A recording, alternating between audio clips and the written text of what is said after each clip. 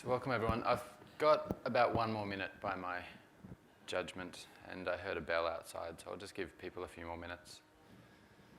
For the people who are here, just a reminder of the voting system at the end. The green ones are the only valid ones to put in the box. If you want to put the other ones in, then you can just skip that bit. That's fine. 3 green ones equals a red, by the way. So you can... All right. We might get started. Welcome, everybody. Today we are going to go through continuous deployment in 60 minutes with Octopus Deploy. My name's Damian Brady. I'm a Microsoft MVP. I'm also a solution architect for Octopus Deploy, and you might have seen a few Octopus Deploy people around wearing these kind of hoodies. One thing about Octopus Deploy is that we don't really have any salespeople, so nobody's really sitting there trying to make money off everybody. So I'm going to, as much as possible, make this not a product pitch. I'm going to show you how Octopus Deploy works and explain some of the reasoning behind the decisions. But if you're not going to pay money for it, fantastic. That's awesome. If you just want to use some of the principles and use other products, that's great as well. So I'm not going to try and sell you anything. The first question, I guess, that you would be expecting to hear is, what is Octopus Deploy? And I might just get a bit of a gauge right now. Who uses Octopus Deploy now? Okay, that's probably about a third of the room. Who has heard of it but doesn't use it? Okay, a few more people. And who has never heard of Octopus Deploy before? A couple of people. All right, okay. So Octopus Deploy, probably the easiest way to explain what it is to just grab the text from the website, which is Octopus Deploy is a friendly deployment automation tool for .NET developers. So number one, it's friendly. And so that means that you can do a demo in 60 minutes from start to finish. Right? We like to think that it's easy to use, and we have a lot of feedback from our customers that says that it is easy to use. So most people have a deployment up and running within a few days of getting started for the first time. So we aim to make it very friendly and easy to use. Deployment automation tool is kind of self-explanatory. It automates and orchestrates the deployment of the applications you write as a developer. So whether that's dropping files on a server and setting up IIS, updating databases, running some scripts, setting up load balancers, all that kind of stuff, we automate that deployment process of your application. And the final part here actually gets less true as we go on in time. So originally it was for .NET developers, so you write C# or other languages, and it's .NET code, and we deploy IIS websites and things like that. But as of a few versions ago, we've started supporting SSH endpoints. You don't need to use NuGet to package anymore. You can use tarballs if you have that. You can run bash scripts. So we're less and less .NET developers, but that's where we started. So that's where we have the most power. The next question, obviously, is why would I use Octopus Deploy as opposed to just whatever the current method of deploying our applications are? And probably the best way to explain why is to talk about what deployments currently look like in a lot of organizations. So let's do one. Here's my app. I wrote an app specifically for this and several other talks. This is my app. It's a weather app. I'm going to make millions off this thing, and it basically just gives me the weather where I come from right now. Now, this isn't actually getting real data because it's changing it's just getting random numbers on my local one. If this was Melbourne, it's probably correct, but it's -4. Whoa. So this is my app, and I've got it running just locally here. My test server is over here. I've just got a test server on localhost for the purposes of demo. And it's not working at the moment. There's nothing there. And production, obviously, is not working. We've got an Azure VM for production. So not running. So I need to deploy this thing. So the first thing I would do, obviously, is come in here and right-click publish, right? Which is a terrible way of deploying stuff. If you see demos run with right-click publish, that's fine if you don't care what happens on the other end, but not great otherwise. So instead, I'm going to do the real way, which is to change this to release mode and then build. So this is obviously, some very important person in the company's machine. You can't build from just everybody's developer machine. It's got to be, Steve's machine doing the development, doing the build. So then you go and you grab the output of this. So weather view, here we go. We've got that one. There's a whole lot of CS files in there. So we'd probably try and, rather than just collecting everything, we'd probably take the CS files out because we don't want them in production. And then we'd RDP to our production box to copy them on. And we need to make sure that we're not going to make any mistakes here. So let's RDP to the production server, which is this guy here. Just bear with me. Copy that. This is the best way to make sure you're on production, obviously. There we go. And I'm logging in as me. Long password, which means it's secure. And you need to make sure it's production. I'm not going to deploy somewhere else, so I've done this. So it's super safe. And then, so I'll grab all those files and I'll log on. I'll go to C drive, inetpub, www root, and paste them in, and then fiddle around a bit. And there's some web config settings that need to change for production, so I'll go through my little checklist and I'll make sure that I'm changing all the web config settings, because we've got an environment variable and we've got an API key that we need to set, which I've cheated a little bit. We're going to set that in Octopus in a little bit. Some other API keys, some file locations and stuff. So I'm going through all of these little steps and getting it right and getting it ready. So, you know, what is wrong with that process? There's obviously a lot wrong. That's the creepiest GIF ever. I love it. Yeah, so what's wrong with that process? And there's a lot wrong with it. Ultimately, I'm just sitting there going through this script, right? This list of tasks that need to happen. And the first thing I'm doing is RDPing onto another server. And that's okay because I'm deploying one website and I know I have one environment. It's got prod written across the desktop, so I know that it's the right one. But imagine if I had 2 or 3 web servers, and now I have to do it again and again, so we've got a repetition problem. I have to make sure I hit all of those servers. And if I'm hitting all of them and running through all of those little steps manually, I have a consistency problem, right? I need to make sure that I do exactly the same thing on all of those servers. Otherwise, you know, some things can go wrong. And this is generally why people do their deployments. Who does their deployments generally on a Saturday or a Sunday? Yeah, that's kind of half the people were willing to put their hand up then.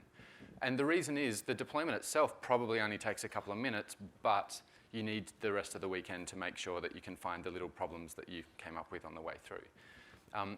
Who's heard of this company, Knight Capital Group? Anyone? A couple of hands? Good. I like seeing almost no hands because it's a fun story.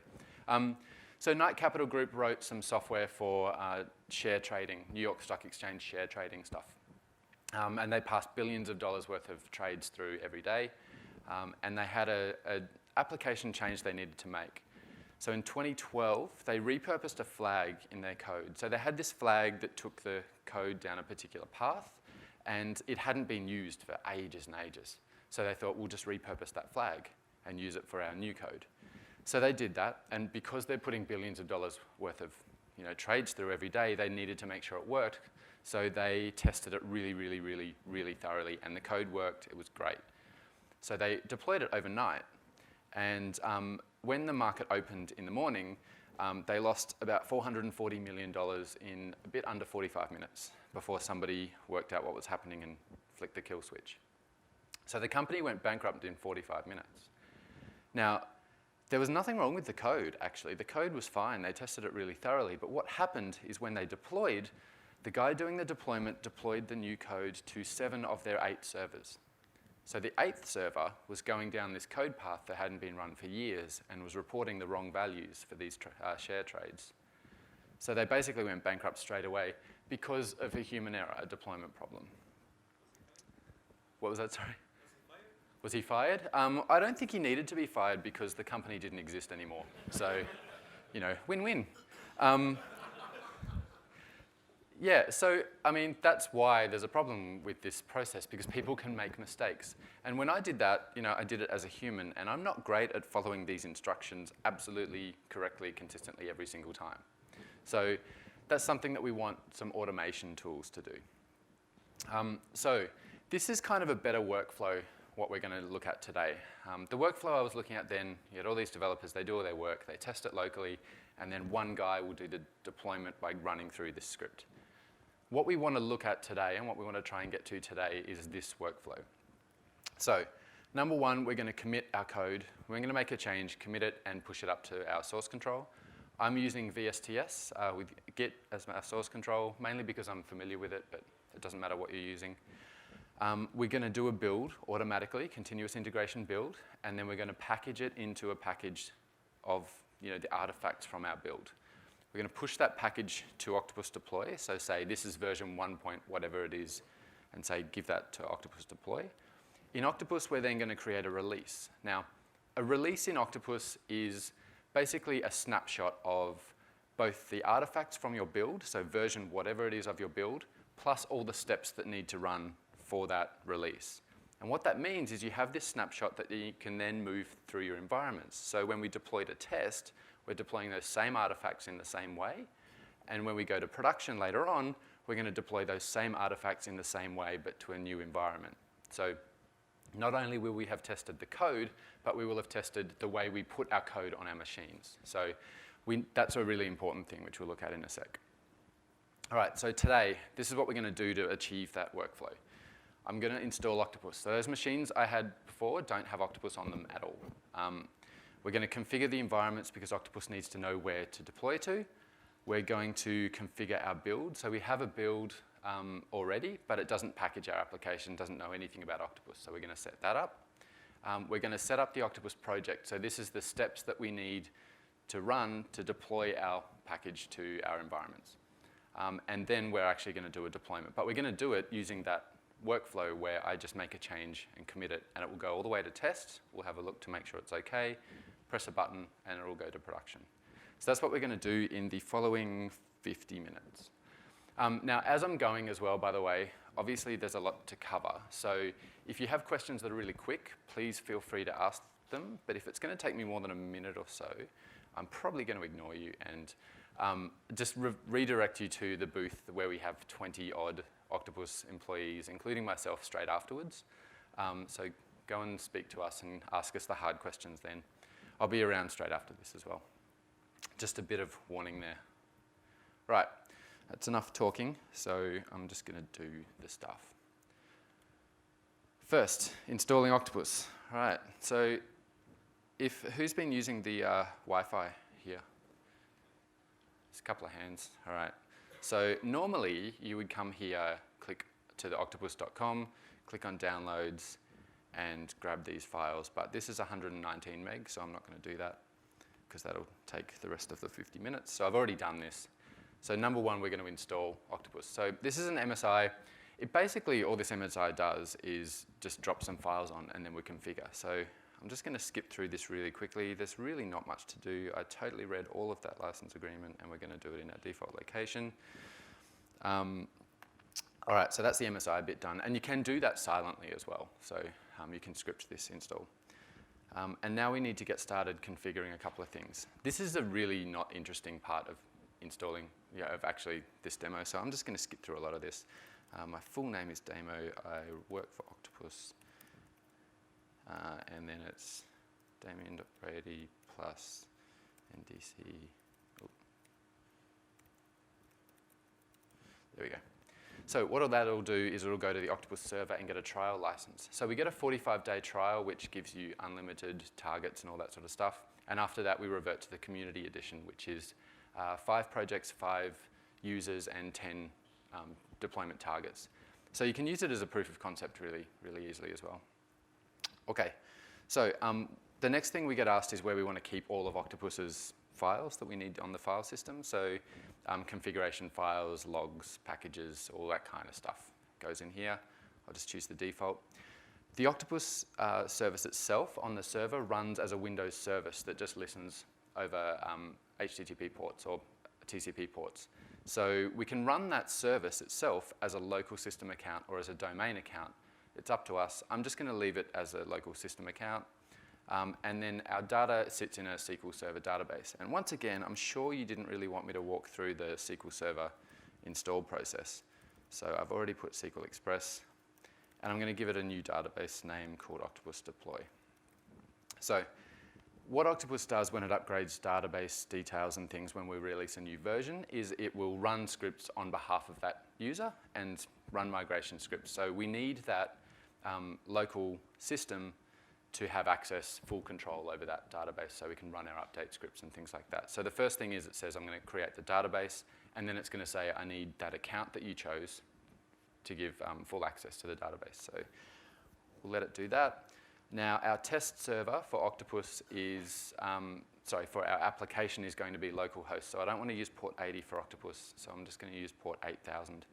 So there's a UI, a web UI for Octopus Deploy, and it just calls our API, and it just listens on that same port as well. So this is the main site we're going to go to. So port 8000 on localhost, we'll do that. And finally, we need to decide how we're going to authenticate with Octopus. We can do Active Directory accounts or username, password. So I'm just going to make an admin account and type my password, and we're done. I don't want to help us out. So before I click the big, you should leave those checked, by the way. Before I click the big green install button, I just want to show you this. There's a show script link there, and I don't know whether you can see that very well, but all that does is, so this wizard we've just gone through, all it's done is generate a whole lot of command line commands, basically. So I can grab all of this, quit out of my installer there, and then just run that on the command line, and it will do exactly the same thing. So this is really handy, and Octopus does this pretty much throughout. This is really handy if you want to build this as part of your provisioning script. So if you need a new Octopus server, you can script the entire thing, and on provisioning, just run these commands, and you'll have a brand new Octopus server. So I'm going to install, and it's going to run those scripts. All it's really doing is hitting the command line and running those things. And when we're done, we will end up with an Octopus server that is up and running. So finish, and open this in browser, and we have Octopus super zoomed in. And obviously there's nothing in it yet. So that's Octopus itself. So this is the server side. I'm going to do one more thing, and then we're going to talk about the client side as well. So we want to deploy to virtual machines. To do that, we need to run an agent on those machines, which we call a tentacle. So the idea is the Octopus controls a whole bunch of tentacles. So once again, it's a much smaller package. It's only 3 meg, but I'm still not going to use the internet here. I read that license agreement. Once again, the MSI really just drops files in a location and tells Windows that you've got this thing installed, and we have a Get Started button here as well. Now, it's going to ask me some similar questions, things like, where do you want the configuration files and the log files? By default, it's C drive Octopus. And then when you install applications, so when the Octopus server gives me something to deploy, where should that go by default? And you can override that on a project by project basis, but I'm just going to use the default here. Now, there's 2 types of tentacles that we have. There's a listening tentacle and a polling tentacle. And the main difference is a listening tentacle opens up a port, an incoming port, and when the Octopus server has some tasks for that tentacle agent to perform, it will hit that port, and immediately the tentacle agent will respond and say, yeah, I'm going to do this stuff. But if you can't open an inbound port for whatever reason, for the security theater or the whatever happens in your organization, you can set up a polling tentacle. And that polling tentacle, the way it works is periodically it'll just hit Octopus and say, hey, do you have any tasks for me to perform? And if it does, it'll run those tasks there. So you can keep this pretty isolated if you can't open firewall ports on your target machines. But we're going to choose a listening tentacle. And by default, that will listen on port 10933, if you can't see that. We've also got a checkbox to add a firewall exception. Now, I'll talk about the security in just a sec, but we need to tell it, this is the tentacle agent, we need to tell it what Octopus server it should trust. Because remember, we're just sending kind of commands over to a target machine. We don't want anybody to be able to just send commands. We need to be able to tell it, this is the Octopus server you care about. So to find that thumbprint for the Octopus server, we'll go to certificates, in configuration, I'll just grab that, paste it in there, and paste it here. And once again, we have a show script. So all that did, that wizard, basically generated these command line things, and then we're going to run that. Now, I'm actually going to copy this, and I will run it here as an install, but I'm also going to go to my production machine, and I'm going to go to C drive somewhere. Oops. It's going to be somewhere here, downloads, there we go. So I've got this install tentacle script. I'm just going to edit that. The first one is the silent MSI, and the second one is going to be our commands. Now, the reason I copied and pasted that was because we have a different thumbprint from the last time I ran this demo. So our thumbprint is, oh, that's the new one for the tentacle. All right, I'm just going to assume that worked. People who are paying attention, did I do that properly? Yes, good. It's always good when Vanessa tells me that I did things properly. All right, so I'm just going to run this command line, and we're going to go back to our slides, and I'm just going to totally trust that that's going to work perfectly. So we've installed Octopus, we've set up the tentacle and the server as well, and I just want to talk about that a little bit because that's an important part of Octopus. So we have our server with a server agent, and we have our target machines with the agents running on those. So there's a little tentacle agent running on all of these target servers, and in this case we have a couple of web servers and a database server, and they all run an agent. Now, to make sure that we're sending commands only to and from the right machines, each of these agents has a thumbprint, has an X509 certificate, which means that we can communicate over a secure transport layer security, TLS 1.2, SSL, HTTPS, those kind of words, over that kind of channel to make sure that the server is the only thing that can send information to the tentacle, and the tentacle knows that that information is coming from the server. So when you establish this communication mechanism here to all of your different servers, that channel is a secure channel. Now, this gives you another really cool benefit as well. That agent we just installed actually runs as a local account, the way I've set it up now. Now, you can run it as a domain account, that's not a problem, but we're running as a local system account by default, which means that we don't need to worry about a domain account that has access to our test servers and our production database and all of the things across network boundaries, across outside the DMZ and also inside the DMZ. So this kind of can exist in its own little bubble. We just need to punch that one hole through the firewall port. So that gives us a lot of advantages as well, doing that. Does that all make sense? Is everybody clear on how that communication works? Yeah, question? Is SQL Server database a hard requirement? Yes, it is for version 3.x. But you can use SQL Express, which doesn't cost you any money. Octopus Deploy itself doesn't actually have a lot of resource usage on SQL Server. I mean, lots of stuff is stored in there, but it's not going to hammer the thing. I mean, you don't need your own separate SQL Server. I'm running this SQL instance at SQL Express running on a local VM on my MacBook alongside other VMs. It's really not very resource intensive. So SQL Express is perfectly fine for that kind of stuff, unless you're doing hundreds and thousands of deployments a lot of the time. Yeah. But yes, we do need SQL Server. Cool. Let me just grab some coffee, and then we're going to do these next 3 steps all together, and I'm going to explain a little bit more about them. We'll get to some deployment very, very soon, don't worry. Right. Configuring our environment, so we're going to tell Octopus about those tentacles we installed. We're going to change our build, so we're packaging our application and sending it to Octopus. And then we're going to tell Octopus how to deploy that package. So what's the first one? Configure our environments. Cool. You'd think I would know these demos, wouldn't you? All right, so let's go to our environments tab, and we're going to have a test environment and a production environment. So test is our first one. Just going to zoom out a bit. And our second environment will be production. Now, in our test environment, we need to connect to that tentacle that we installed. So let's add that deployment target. It was a listening tentacle. And you can see we have the ability to add SSH connections. You can ignore these two because they're being deprecated. Offline package drops. If you really have an air-gapped server, you can drop it to a USB key, go to another server somewhere, and run a PowerShell script, and it will do the same thing. Or a polling tentacle. So we have a listening tentacle. It's at localhost. Oops. And it's listening on that default port. And the server's found it. It's been able to communicate. This is our test web server. And we're also going to give it a role. Now, the idea of roles in Octopus Deploy means that during your deployment process, you might have a number of steps that need to run on your web servers and a number of steps that need to run on an application server and some steps that need to run on a database server. By giving each one of these machines a role, it means that all of the tasks for a web server will run on all of the web server machines. So it's a really nice way of being able to scale out, especially. So if you add a new web server, you just add a new machine, and all of the web server tasks will run for that machine as well. So we only have a web server here. We've exchanged thumbprints already, so let's save that. We have our test web server, and I'm going to do the same for the production server, which once again is over here. and it's listening there. We're going to discover, and the internet's worked, great.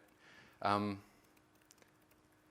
that's our production web server. It's also a web server, but we're in the production environment for this one. So we've got one web server in our test environment, one in our production environment, and we can see we've got one there and one in the production environment. Now there's a note here about Calamari, that we need to update Calamari. I don't want to go into it in too much detail, but more or less, previous versions of Octopus Deploy, the tentacle agent itself did a lot of work. So it would communicate and it would know how to do things like set up IIS and all that kind of stuff.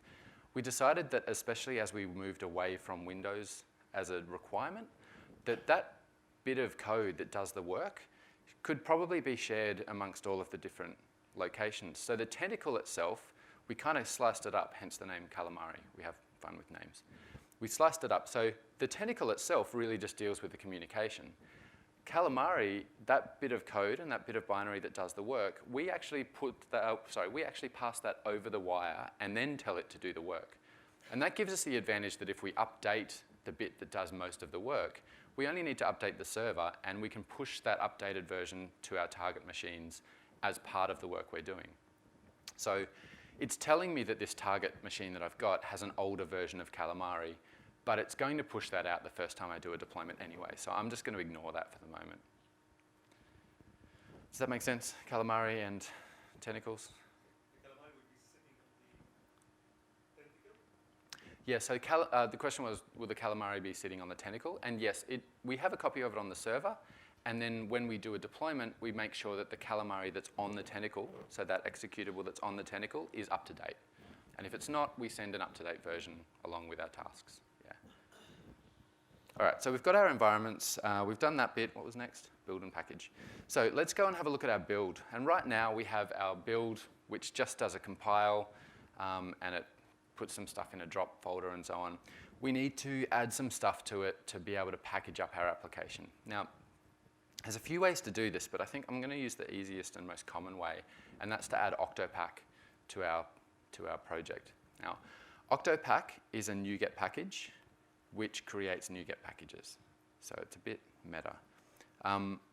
Basically, we add it to our project, and what it will do when we build is it plugs into the MS build process, and it'll take our build artifact, so our result from our build, and put it in a versioned NuGet package.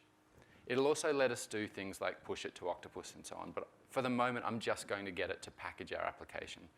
So let's install that, and we need to push that to our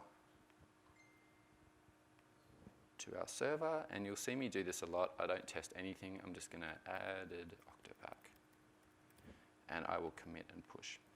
So that's going to go up a new version to our build. We need to add a couple of arguments to our MS build stuff, so our actual build definition. Now, let's do that. So the first argument, is that readable? I'll zoom in a bit, is run OctoPack equals true. So that's going to say, when you're finished with your build, package it up for me.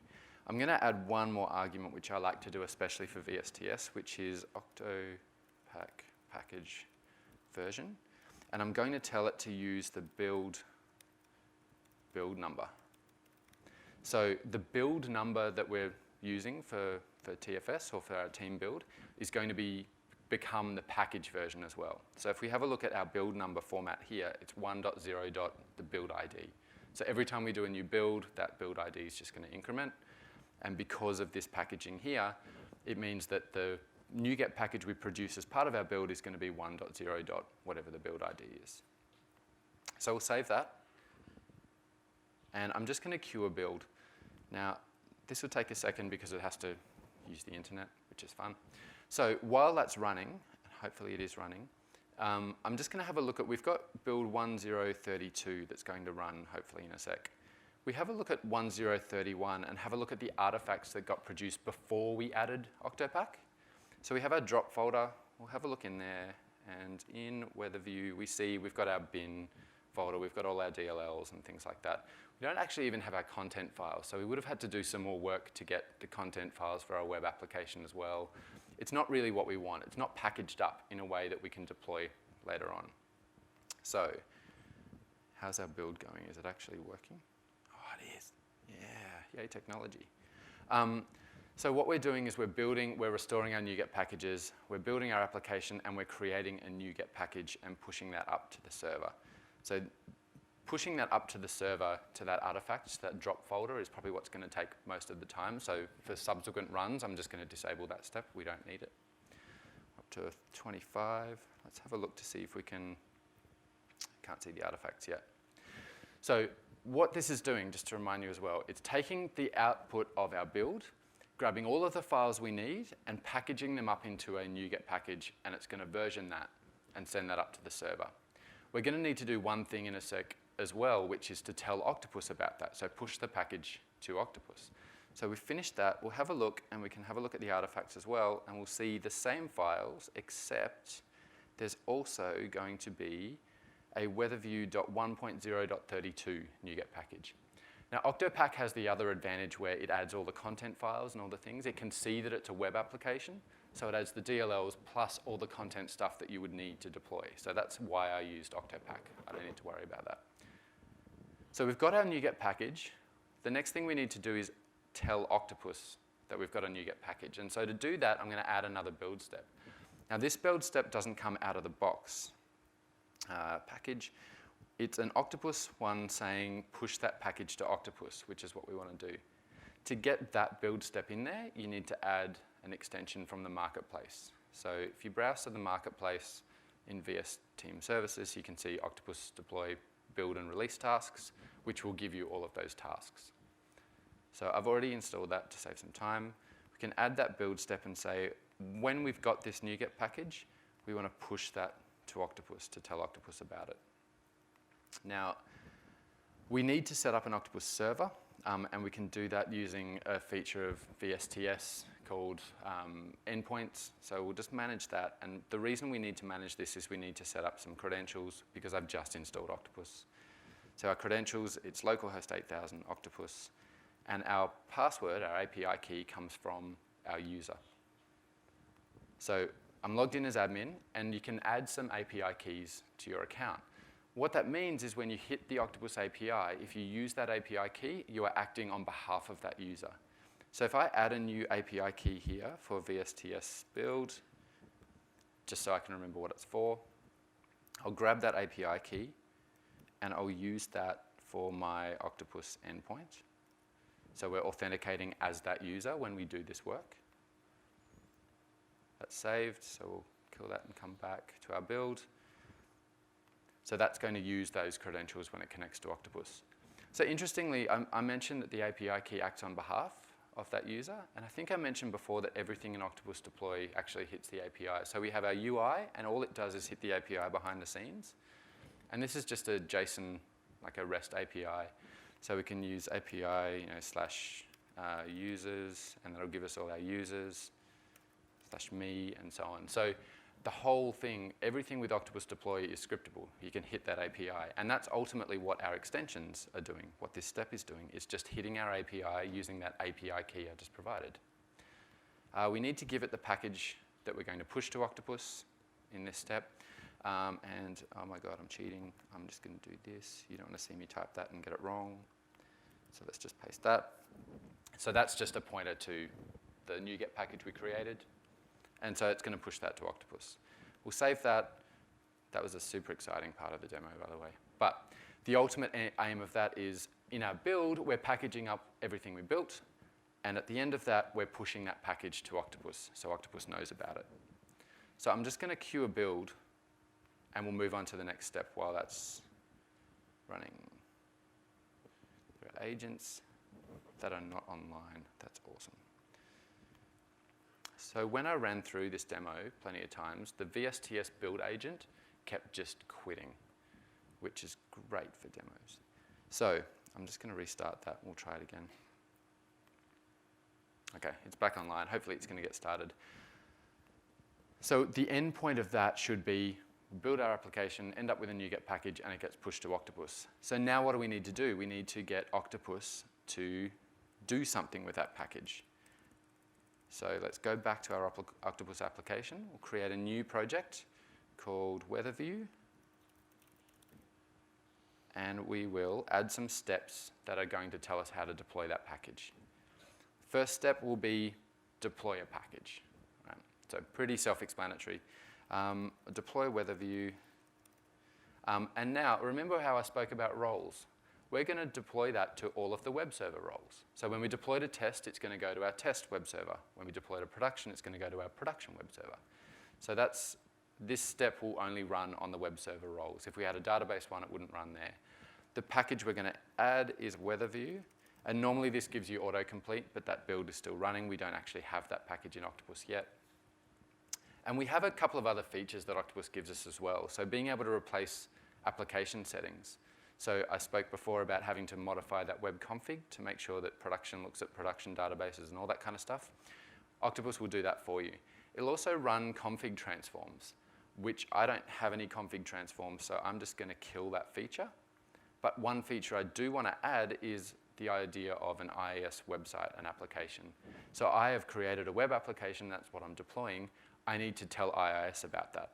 And Octopus knows how to do that. So I'm just going to add that feature. And that gives me the ability to add some things like the website name. We're going to install that to the root because it's the only application running on this machine. We're going to call the application pool weather app, weather view app pool. And we've got some bindings. We can change the ports if we need to on an environment by environment or machine by machine basis. We don't want Windows auth, we want anonymous auth. And that's it. We have this one step in there that does that work. I'm going to add one more step as well, which makes it much nicer for demos. And that's basically just one bit of script that hits that endpoint URL and just makes sure that it is up and running. It also gives the added advantage that it spins up IIS and makes sure that it's actually running again. Now, I could add a script step here and write my own PowerShell or C# or very, very soon F# as well. But instead of doing that, somebody's done that for me. So I can go to library.octopusdeploy.com, and somebody has already written a script that does this. So I'm going to reuse theirs. So there's an HTTP test URL one that somebody else has written. So I'll copy that to my clipboard. We'll go back to our library of step templates and import that. Save. And now when I go back to my project, I have another step type that I can add down the bottom, HTTP test URL. So I'll add that. That's going to run. I'm going to run this on the Octopus server because there's no point running it from that target machine. It's probably going to work if you're hitting localhost.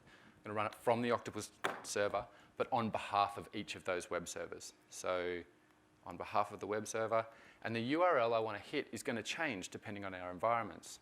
So now we need to think about environment-specific variables. So let's just put something in there and say this is going to be the server URL that we want to hit. We'll save this, and we'll go and have a look at setting up that server URL for different environments. So Octopus has the idea of variables which you can scope to various things. So we've got a server URL, and for test, that's going to be localhost. And so the scope of that variable here is the test environment. You can also scope based on roles, targets, steps, channels if you're using channels. You can scope on a lot of different things here, but we're just going to do it on the environment, which is the most common. And for production, the value is this thing that I constantly copy and paste.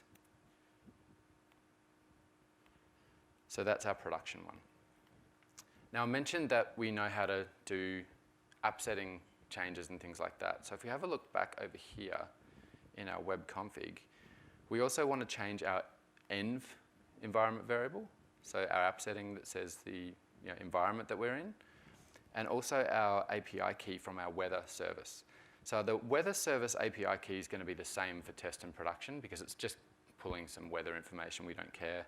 So luckily I'm going to cheat again because I couldn't remember that. So that's going to be, what was the weather API key? So what Octopus will do is it'll actually match any app settings that match that variable name by default. Now this is a sensitive variable. You guys didn't see that. So we want to hide that from everybody as well. We don't want to share that around. So that's a secret one. And then we have our env, which is testing server for our test machine, or our test environment. And in production, we have prod, super professional. So let's save all those variables. So what will happen now is that step that we've got to hit the URL to make sure everything's up and running, we'll use localhost if we're deploying to test, but our production machine if we're deploying to production. The environment variables in our config files will use testing server for that env thing in test, and prod for our production one. And our weather API key will match for both environments because we haven't scoped that. So when we actually do a deployment, these settings will get set per environment that we're going to. Now let's just have a look in our library and see whether, there we go. So that build has succeeded and we've got our weather view package in there as well. Yeah, there's a question. In that HTTP step, Mm-hmm. explain what you mean by run on behalf. Yeah, so the question was, in the HTTP step, can I explain a bit more about what I mean by running on behalf of a server? So usually the task will run from the tentacle agent. So when I have this step here, which is our deploy package, any scripts and stuff that run as part of that deployment will run on the web server as that agent task, which means they'll run under that local account on that target server. When I say run on behalf of, it's going to run from the Octopus server, but if I have 5 web servers, it's going to run for each of those 5 web servers. And then some of the Octopus variables that we give you, things like what's the environment we're going to, what's the machine name, and so on, even though we're running locally, those are going to be set to the context of where I'm going to go to. So in the case of deploying the web application, it's important that that runs on that target server to set up IIS and things like that. But when I'm just testing a URL, I can run that from my Octopus server. It's really handy, especially for deploying to databases. So if you have a database server that's over there, you can just run SQL commands remotely if you want to. And so you can run them from the server. There's no point installing a tentacle on that agent and doing that. So yeah, that's what we mean by running on behalf of. That's a relatively new feature too, I think, 3.3, which is cool. All right, so we've got our process. We haven't done a deployment yet, but let's do one. We'll create a release, which is what I talked about before. Oh, I got to change one more thing. In our settings, we can say the version in Octopus, we want it to match the version of the package. So this is something that sometimes people don't do.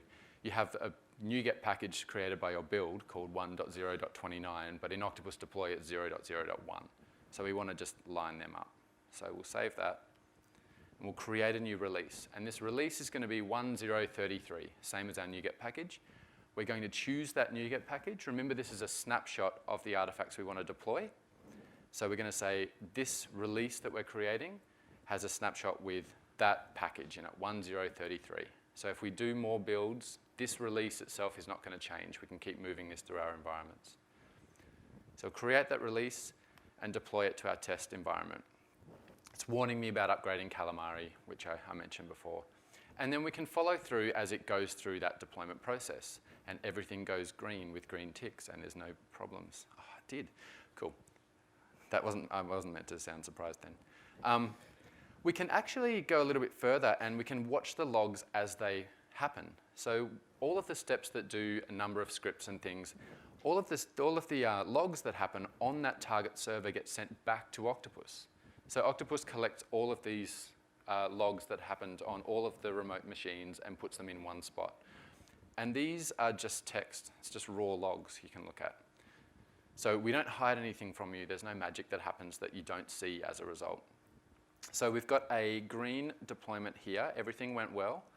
Let's go back to localhost, which is where our test server is, and we can see that we have our running application. So those variables are set before. Testing server, because we're on test, that environment variable is there. We're clearly getting the absolute accurate temperature from our weather service because we've got the API key. But production, again, is still not running. So we need to promote to production.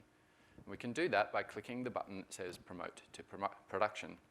So let's deploy that. And it's going to go to the Azure VM that we set up with the tentacle. And the variables are going to change value because we're now going to production. So again, we can watch this as it goes through. There's some really cool stuff that happens with acquiring the package, where we say, you need this version of Calamari, so we'll push that up. But you also need this version of the NuGet package, and we'll push that up. Now, if you have like a couple of 100 meg in your application, and you just change one file, then it seems a bit stupid to send that another couple of 100 meg to that target. So a little while ago, Henrik was one of the main guys who did delta compression. So basically, we look at that zipped up NuGet package, or zip file, or tarball, or whatever it is, and we do a comparison of what's changed at a binary level, and we only send that change up. Because the server already has potentially 1032, so there's a tiny change. We send that change up, apply the change, and then use that whole package. So this gets much, much faster as you go as well. All right, so we've done that. We're still waiting for our HTTP 200 to come back. Because I'm cheap and I got a cheap VM on Azure, that might take a couple of seconds. But when that comes up and we get a 200 response, we should be able to refresh our production one. So while that's happening, I'm just going to go and do a couple of things to our build.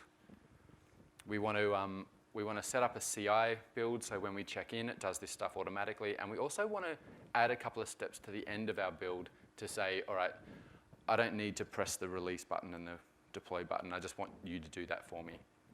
Before we do that, I just want to highlight a couple of things to do with this build. So Octopus has the idea of life cycles as well. And what that means is we can set our life cycle up so when we do our deployment to test and that succeeds, only then are we allowed to go to production. So if that deployment failed to test, I wouldn't have had that promote to production button. And what that means as well is that you can add the ability to click that button to people who are non-technical, like your manager. Your manager can click well, everyone's manager is probably really smart, sure. But the CEO maybe is the guy who clicks the deploy to production button, which means that all of the ideas around, oh, that developer stuffed up, it goes away a little bit because they were the ones who clicked the button. And I've heard, it goes away, of course, yeah.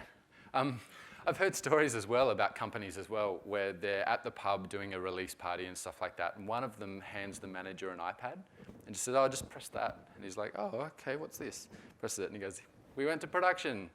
That's what you did while everyone's holding beer. But it's safe because you've run this in your test environment before. So when you click that button, it's going to do the same thing and go to production. And so your production deployment itself runs the same steps with the same package and will deploy successfully. So let's come back. And have we deployed that yet? Oops, I'll kill that one. There we go, we're green. So we've gone to production. If we refresh this one, we can see, zoom in, and now we're in prod. So that variable was applied for production as well. And the temperature hasn't really changed. Oh, it's changed a little bit, tiny little bit there. It's gone up by a few thousandths of a degree. Yeah, question?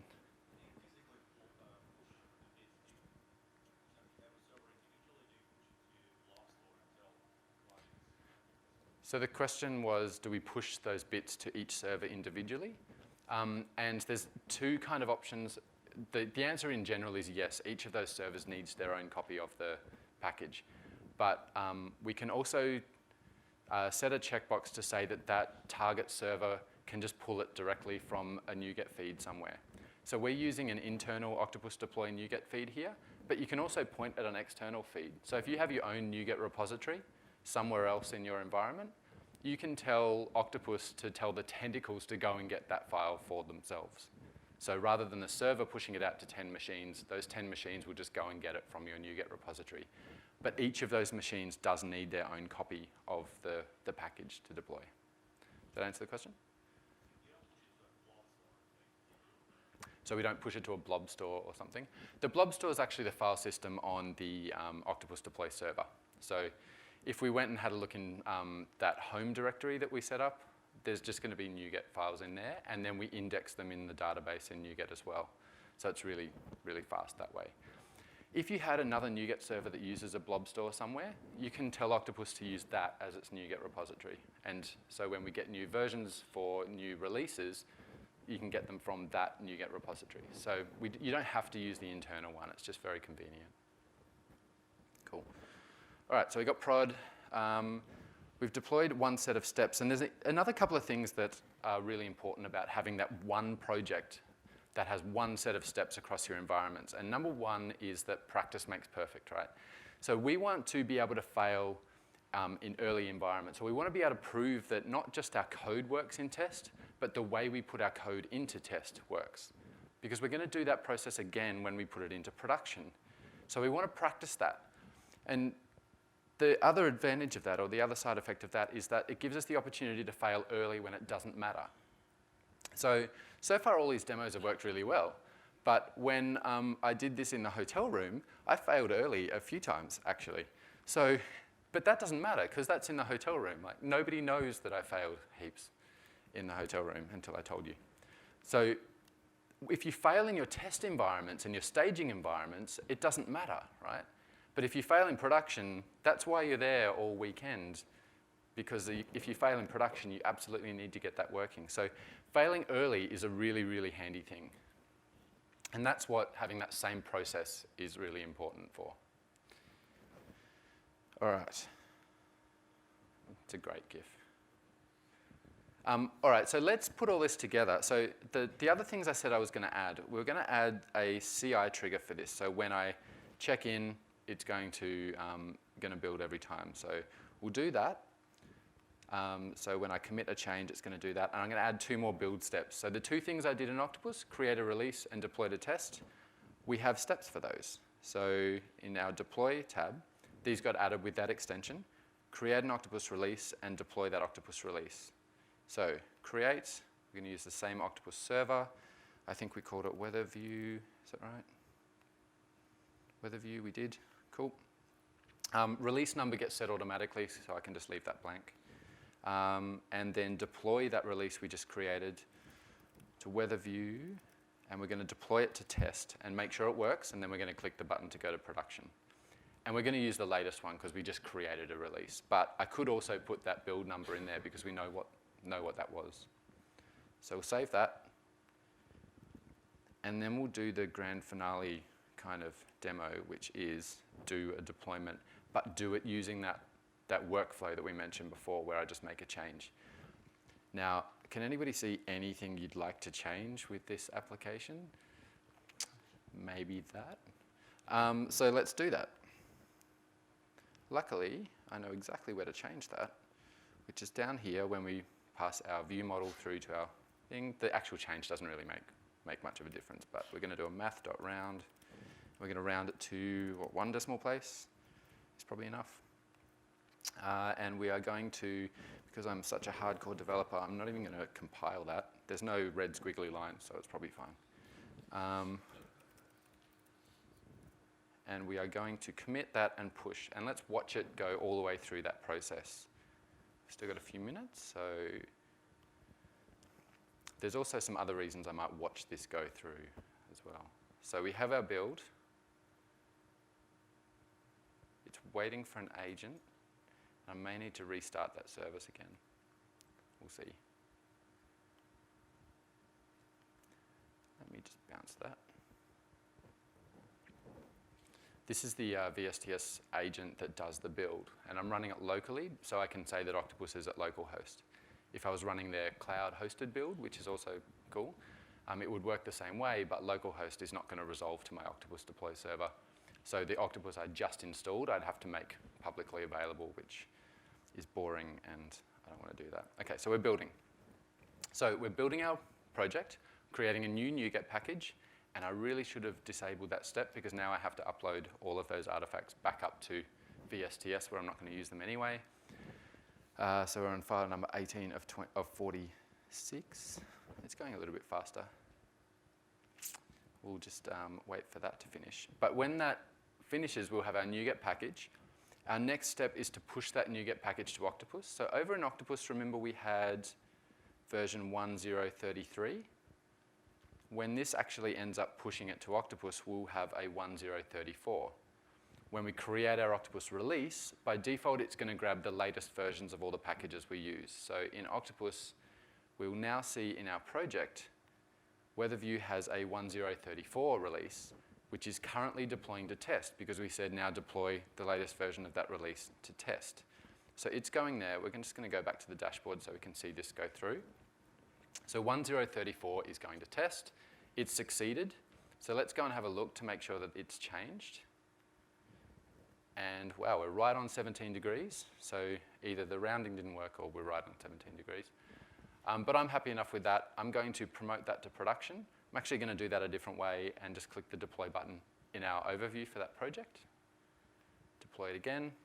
And we'll wait for that to go through. And we should see the same change once we spin up IIS again in production. So any questions about that process?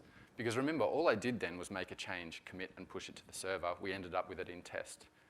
Tested it was fine, and pressed the button to go to production. And now we're going to production, hopefully.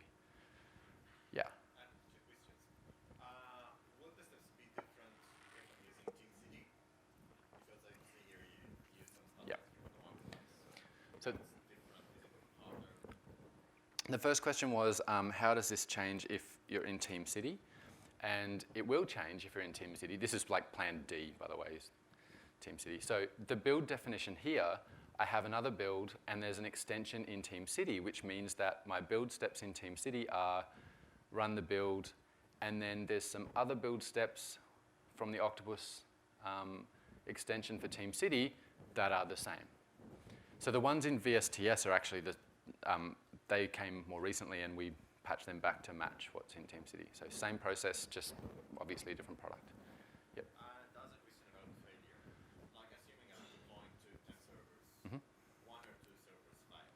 So you deploy to these all succeed, these all fail. Yep. What do we do? Like, is there a rollback mechanism, retry? Yeah, so the question was if we're deploying to, say, 10 servers, it deploys to 3, and then it fails on the 4th one. So by default, when you deploy to 5 web servers, for example, it will do those deployments in parallel. And I'm waiting for these guys to correct me if I get something wrong. It'll do those in parallel. So it'll send the files out and run those deployments and stuff on each machine at the same time. If one of those fails, though, the deployment itself gets marked as failed. There's a couple of things you can do at that point, because we don't really know the state of that deployment. Some of the machines have succeeded. Maybe you got 3/4 of the way through that deployment, and then that server ran out of disk space. So there's a couple of things you can do. You can set up a manual intervention in there. So a guided failure mode is what we call it. And that means that when something fails, we give you the opportunity to try again or fix it, or just fail the deployment itself. So in a production environment, it's really handy to have that manual intervention kind of the guided failure mode on. Because you get halfway through, you go, oh, run out of disk space, let me just jump onto that machine, clear some space, and then say, all right, try it again. And then continue on with that deployment. If it's in a test environment or something like that, then you probably don't have guided failure mode on. You can. The important thing, of course, though, is that ideally, in an ideal situation, those kind of failures, when you get to that last hurdle, you're going to get a lot less of them because you've tested that same process with the same bits in all your previous environments. So yeah, that's generally how you do it. Rolling back's a whole different thing. You shouldn't roll back, you should roll forward, previous versions and things. So I can actually, in Octopus, I can go back to, and that one's worked, we'll just refresh, prod, yay, 17. So in Octopus, I can actually go back to this overview, grab 1033, and deploy that again to production. So I can roll a previous version over the top, because that's a snapshot, remember? A snapshot of the bits and the process. Yeah. There's another question up. Yeah? Yeah, what if a node's down early on? Mm-hmm. So when you go to tentacles, do you get that alerted that up front? So it's only 8 of the tentacles are up, 9 is none. Yeah, so this has changed, it was changing with 3.5, I think, isn't it? So right now, Octopus needs, I'm looking at these guys.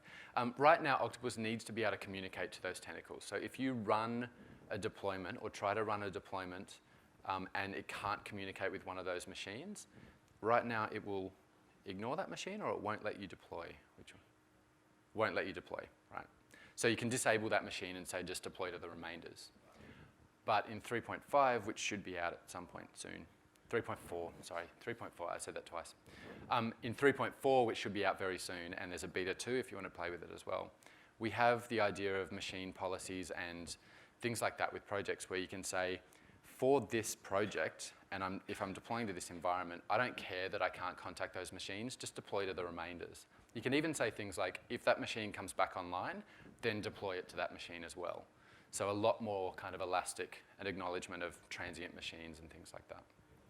Cool. So I'm running out of time. I don't really have much more content, but one other thing I wanted to mention as well is if you have more questions, you're probably sitting there saying, Damian, you idiot, you didn't talk about this thing. And first of all, I don't appreciate being called an idiot. So. But secondly, I have a really good answer for that, which is that basically our entire team is here. So there's a booth out there. We've got 20 of us still remaining here. We are also doing, if you haven't used Octopus before at all, we're also doing some usability testing. So if you go up and speak to Jess, who's in the back of the room there with her hand up, we'd love to run through trying to do some things with Octopus to see how easy it is to use. Remember, we wanted it to be friendly. So it'd be great if you could help us out with that if you don't have a lot of experience with Octopus Deploy. But any of those deeper questions, you can ask anybody with an Octopus Deploy t-shirt or hoodie or something like that, and we're happy to answer those questions. So that is all I have for you. Thank you very much.